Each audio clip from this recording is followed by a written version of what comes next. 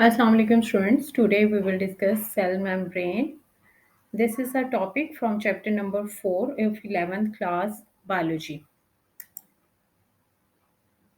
In this topic, we will discuss about location of plasma membrane, its composition, its structure, and also about its functions.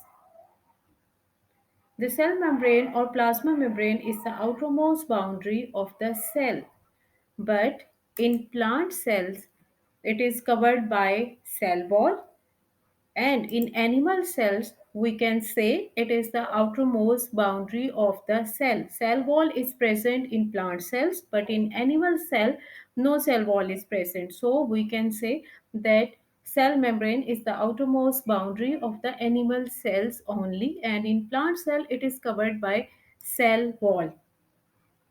Its thickness is 7 nanometer. If we discuss its composition, it has two major components, the other are minor components.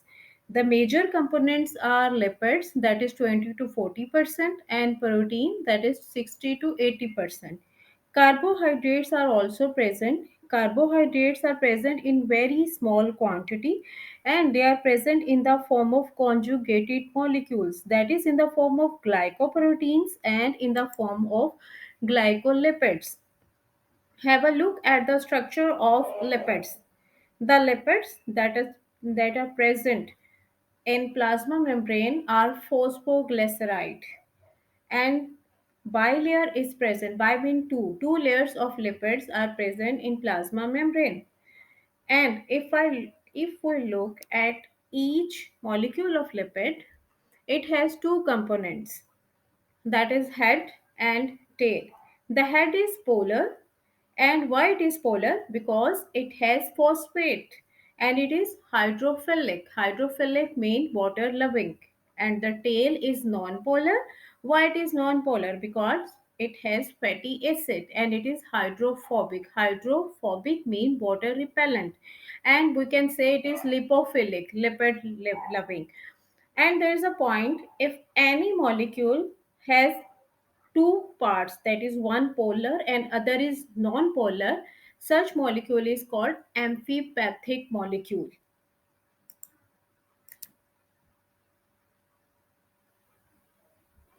Here you can see lipid and proteins.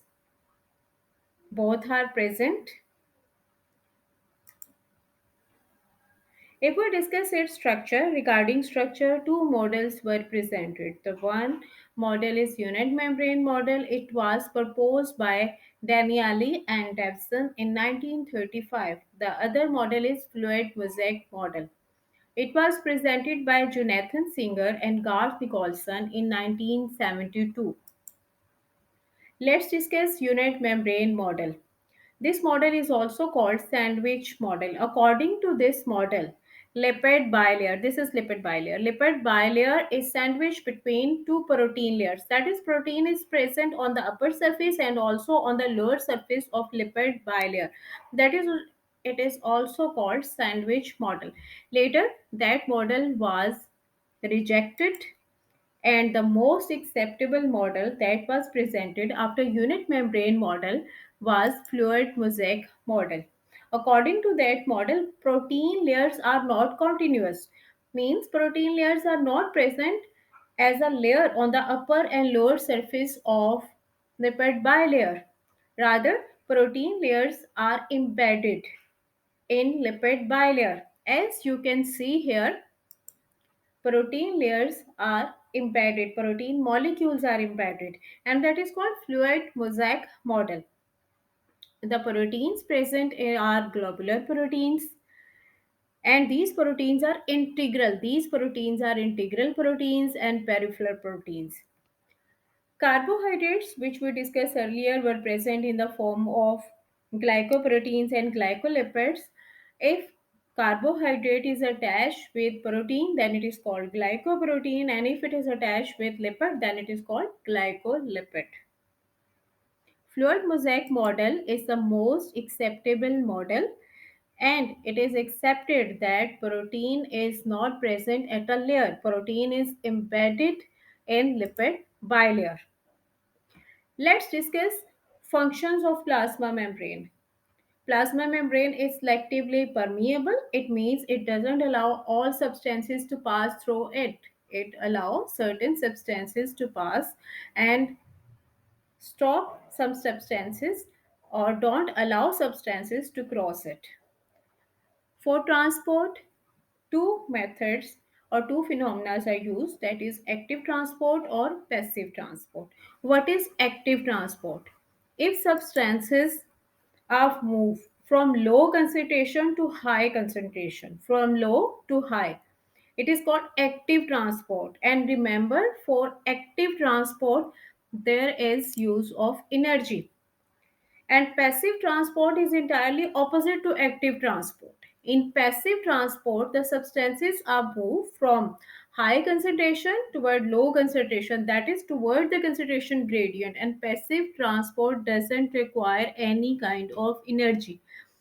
There is a major difference. In active transport, the concentration from low to high. In passive transport, the concentration from high to low. The substances are moved from high to low concentration. In active transport, energy is required, and in passive transport, no energy requirement. There are examples of active transport. There is a phenomena in cell that we can say is an example of active transport. Why it is an example of active transport? Because it also require energy. Here substances also move from low to high concentration and they require energy. That is, we can say it is an example of active transport. This phenomena is endocytosis or exocytosis. Endocytosis is also called eating process of the cell. In this process, cell engulf any external material with the help of its cell membrane and take in material in the form of vacuole. If substances are solid in nature, then it is called phagocytosis. If substances are liquid in nature, then it is called pinocytosis. We can say endocytosis is divided into two types, that is phagocytosis and pinocytosis. And what is exocytosis?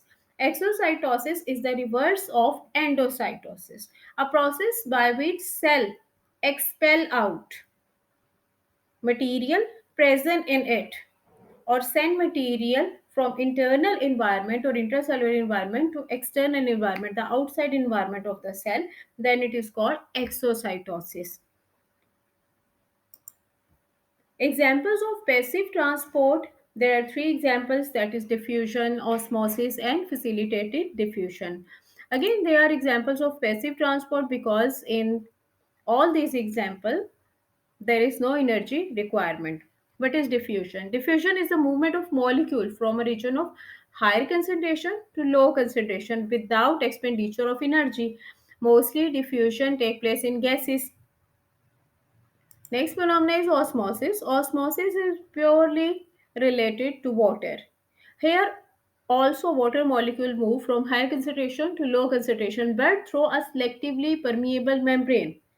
In osmosis, the water moves through a selectively permeable membrane from an area of higher concentration to an area of low concentration.